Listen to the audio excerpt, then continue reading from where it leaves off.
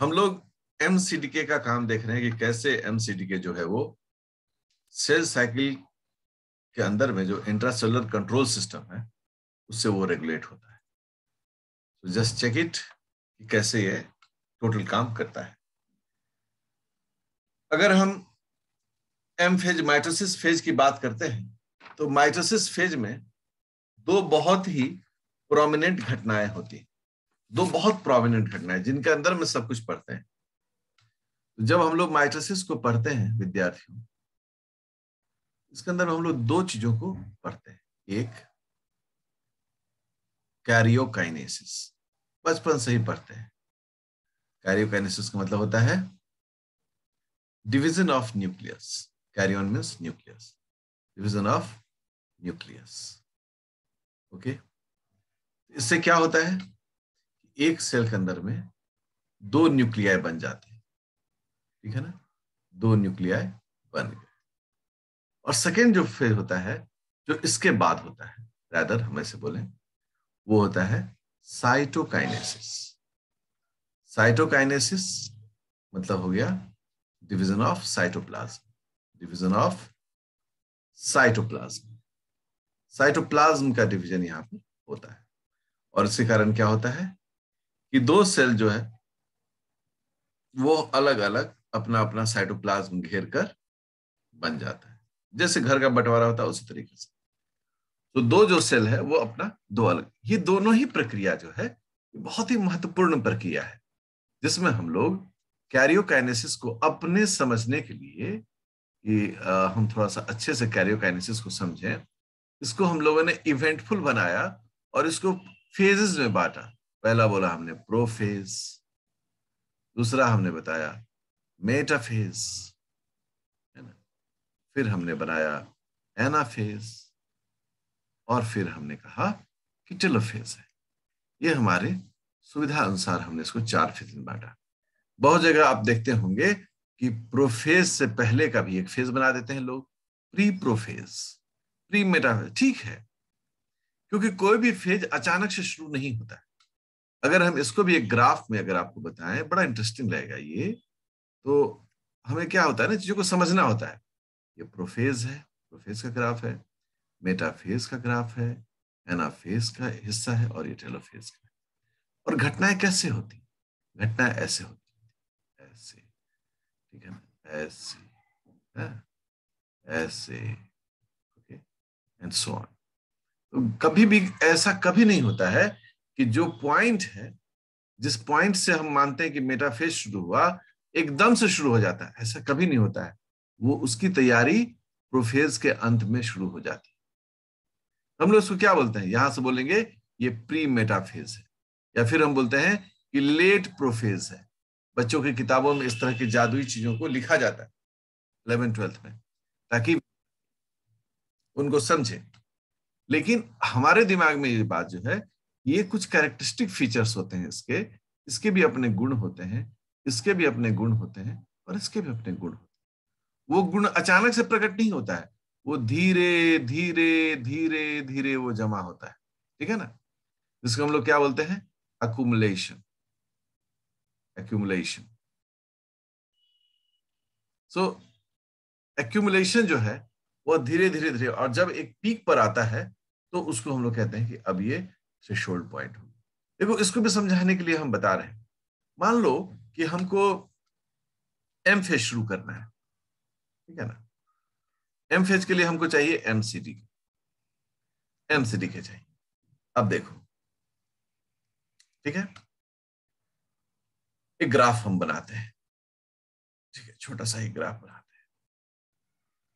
यहां है concentration of MCD, ठीक है ना, एमसीडी का कॉन्सेंट्रेशन है टाइम के वर्सेस।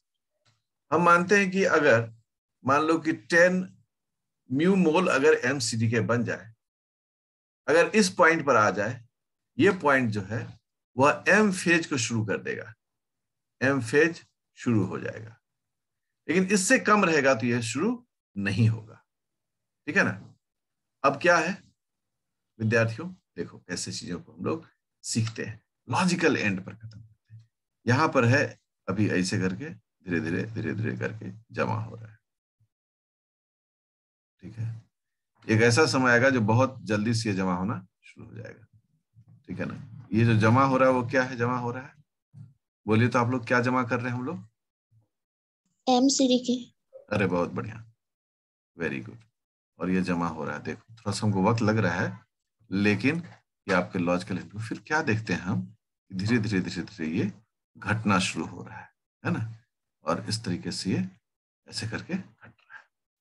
ठीक है, ये जो ग्राफ है, इस ग्राफ को थोड़ा सा अगर हम समझते हैं तो हमने एक ये पॉइंट मिलाया। ठीक है, हमने एक ये पॉइंट मिलाया। ठीक है, अब इसको लॉजिकल एंड में कहते हैं, ये जो है हमारा, ये जो हिस्सा है, मतलब कि थोड़ा हम इसको और भी चीजों से समझाते हैं, ऐसे समझाते हैं, ऐसे देखो, ऐसे। ठीक है ना, है।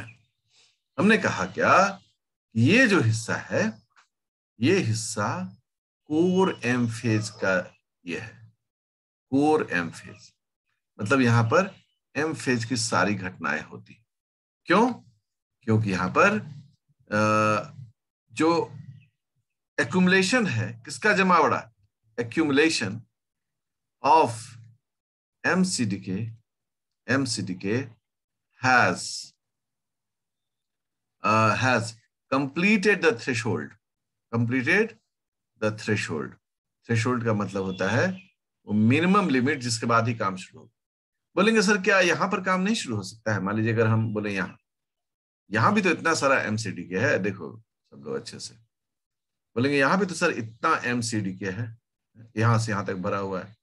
हम बोलेंगे नहीं, इसका थ्रेशोल्ड यही है, जब यहां पहुंचेगा तभी एमसीडीके काम, एम फेज जो है वो काम शुरू करेगा। इससे थोड़ा भी नीचे रहेगा, मान लो हम बोले 8 म्यू एम, तो ये नहीं होगा। 10 म्यू एम से ऊपर बढ़ेगा चलेगा, 10 म्यू एम से ऊपर बढ़ेगा चलेगा, लेकिन ये जो है हमारा, ये हमारा थ्रेशोल्ड। ठीक है ना, इससे अगर कम रहा तो एमसीडीके नहीं चलेगा, एकदम नहीं चलेगा। समझ गए? तो ये जो है इस तरह से हम लोग बोलते हैं, इसको समझने की कोशिश करते हैं कैसे ये जमा होता है।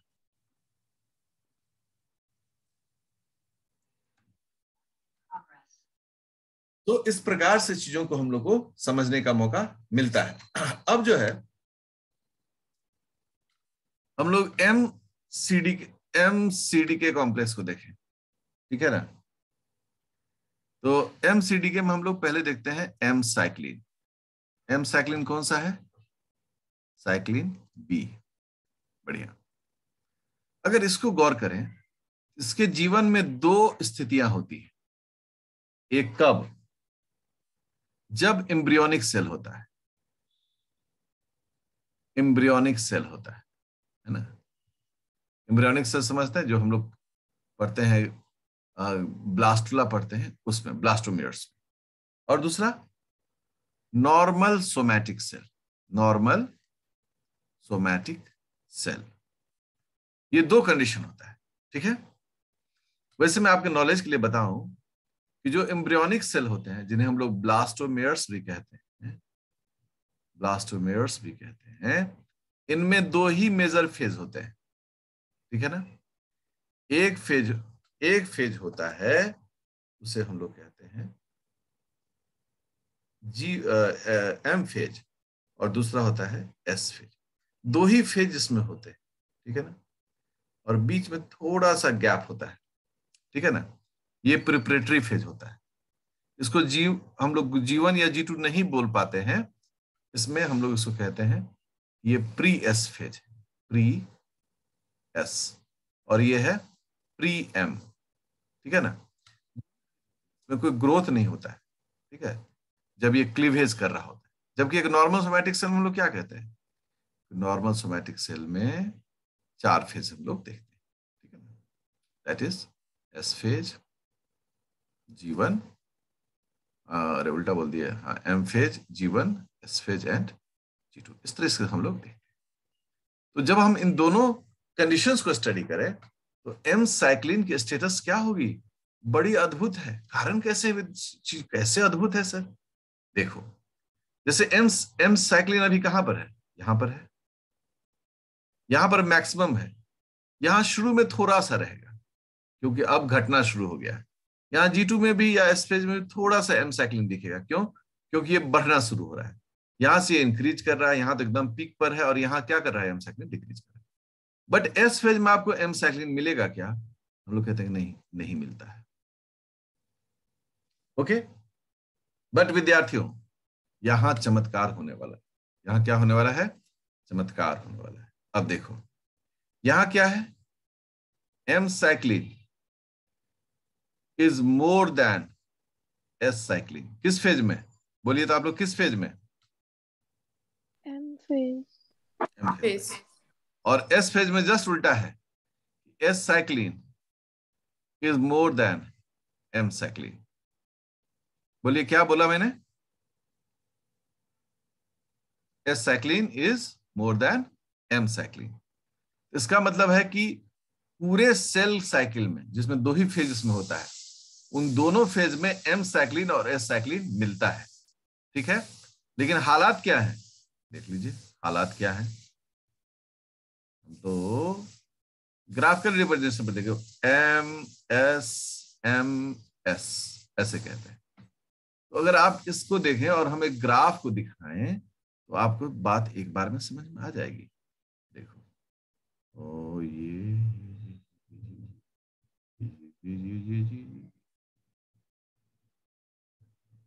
हाँ, बहुत बढ़िया। ये देखो देखो बाइस्कोप देखो, वो लोग काश और रस्सी जैसा क्वाइल कर दिए हैं। ये जो है ये एम साइक्लिन है। ओके, ये एम साइक्लिन है, और ये जो लाल वाला आप देख रहे हैं वह कौन सा साइक्लिन है? एस साइक्लिन है, एस साइक्लिन। ठीक है ना? यहां पर हम कह रहे हैं इस पॉइंट पर 10 म्यू मोल है। ठीक है ना? और इस पॉइंट पर जो है 2 म्यू मोल है। एकदम एकदम बस समझ लो, यहां पर जो है हम हाइपोथेटिकल डेटा ले रहे हैं, 12 म्यू मोल है, और यहां पर जो है ये 3 म्यू मोल है। अब मैं एक स्टेटमेंट बोलता हूं, आप लोग बोलेंगे ट्रू और फॉल्स। सबसे पहला मेरा स्टेटमेंट है कि M cyclin is found only in M phase of embryonic cell. Right और wrong? False. Good. S cyclin is found और synthesized only in S phase. Right or wrong? False. Wrong. Wrong. Good. Good. अब मैं बोलता हूं कि threshold accumulation of S cycline is found only in S cell. True or false? True. True. True.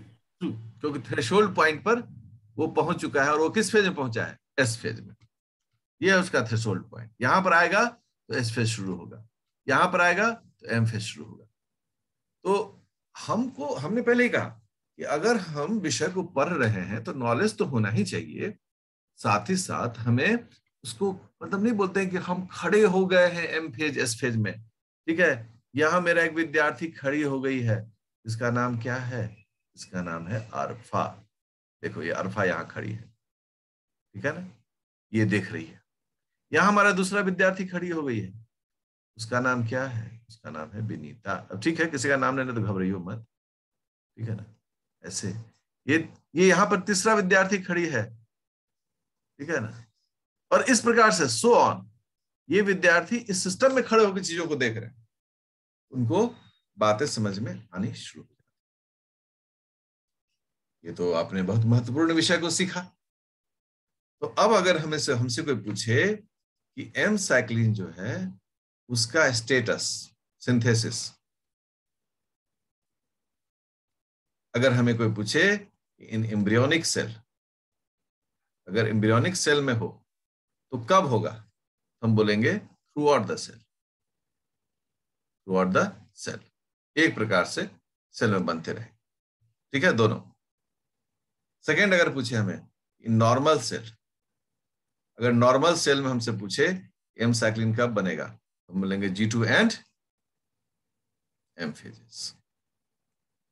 G2 और M phases में इसका synthesis boost up रहता है, एंड पार्टली इन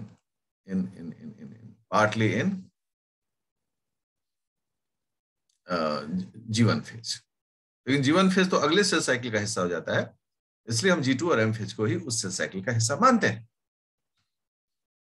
चलिए विद्यार्थियों, यहां तक तो बातें समझ में आपको आ गई है। तो अब कुछ हम लोग को देखिए जी, ये हमारा है एम साइक्लिन CDK। नॉर्मली हम इसे कहते हैं क्या, MCDK, ठीक है ना। हम बदल बदल के नाम दे रहे हैं, कोई दिक्कत नहीं। इसमें दो साइट है, एक लाल कलर का इनहिबिटरी साइट है और एक ग्रीन कलर का एक्टिवेशन साइट। बढ़िया। अब क्या हो रहा है, अब यहां पर एक ATP जोड़े। आप सब लोग समझ गए होंगे क्या हम बताने वाले हैं, V1 काइनेज का काम। और इसके कारण क्या हो गया, इसके कारण ये हो जाएगा कि इससे जुड़ जाएगा कौन, इससे जुड़ जाएगा साइक्लिन। हम यहां पर साइक्लिन को भी इंटर करा देते हैं। ये हमारा साइक्लिन है, ठीक है। ये साइक्लिन यहां पर आके ऐसे जुड़ गया, ठीक है। जुड़ने के साथ साथ क्या हुआ, जुड़ने के साथ साथ ये हुआ, ये जो एक्टिवेशन साइट था, इस एक्टिवेशन साइट पर एक फॉस्फेट जुड़ गया।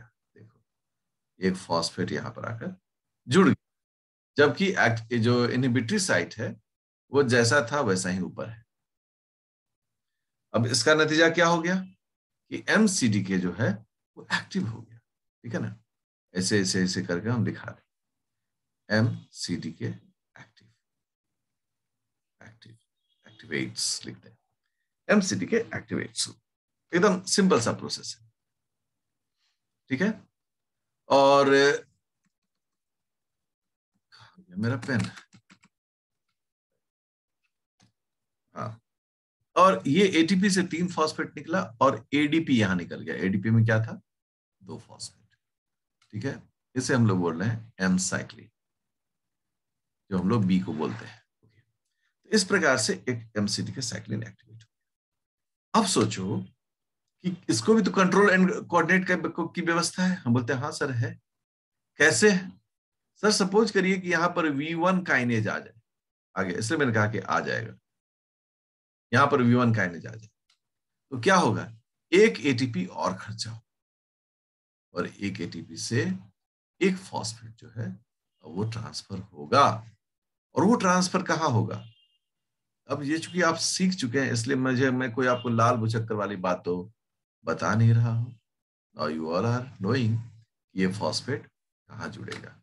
ये फॉस्फेट जुड़ेगा इनहिबिटरी साइट पर, जहां पर टायरोसिन होता है। You have studied in detail, so you know it. So now the phosphate is here, यहां पर फॉस्फेट हो गया, और नीचे भी फॉस्फेट है। ऐसा नहीं आप समझें कि नीचे जो एक्टिवेशन वाला साइट था वहां से फॉस्फेट हट गया, नहीं, अभी वहां भी फॉस्फेट। अगर वहां से फॉस्फेट हट गया तो फिर आप समझ लें कि एकदम काम चौपट है। अब ये फॉस्फेट जुड़ गया, रिजल्ट क्या हुआ, रिजल्ट ये हो गया, ये ब्लॉक हो गया। तो MCDK इनएक्टिवेट्स, ठीक है। ये रिवर्सिबल प्रोसेस है। अगर रिवर्सल होना होगा तो CDC25 फॉस्फेटेज होगा। So this is the thing. यह एक प्रकार की घटना है जो हम घटना को पढ़े हुए हैं सब लोग, और ये घटना हमें ये बताता है कि ये चीजें कैसे होती है। आपके मन में आएगा सर यहाँ पर ये जो हुआ, यहाँ पर कौन सा एंजाइम है, यहाँ पर इस एंजाइम का नाम होता है CAK। ये ग्रुप है एंजाइम का, और इस एंजाइम का नाम जो होता है वो होता है CDK एक्टिवेटिंग एंजाइम। ये CDK एक्टिवेटिंग एंजाइम होता है। तो ये जो है ये नॉर्मल हमारा V1 काइनेज का फंक्शन है। कैसे MCDK एक्टिवेट होगा, तो MCDK एक्टिवेट कब होना चाहिए, जब सेल M फेज में इंटर कर रहा है, मतलब G2 से M में जब सेल जा रहा है तो इसको एक्टिवेट होना चाहिए। बट ये इनएक्टिवेट कब कब होना चाहिए, when cell is remain in G2 phase. G2 phase. जब सेल G2 फेज में हो और अभी S फेज के लिए सारी तैयारियां नहीं हुई हो, तो निश्चित रूप से सेल को किस फेज में रहना चाहिए? सेल को G2 फेज में रहना चाहिए। ये वो स्टडी है जो हम लोगों ने कर लिया। अब नयापन क्या है? What is new in this topic? ये टॉपिक हम लोग 2, 3, 4 बार रिवाइज कर चुके हैं। V1 kinase, NCTC 25 phosphatase।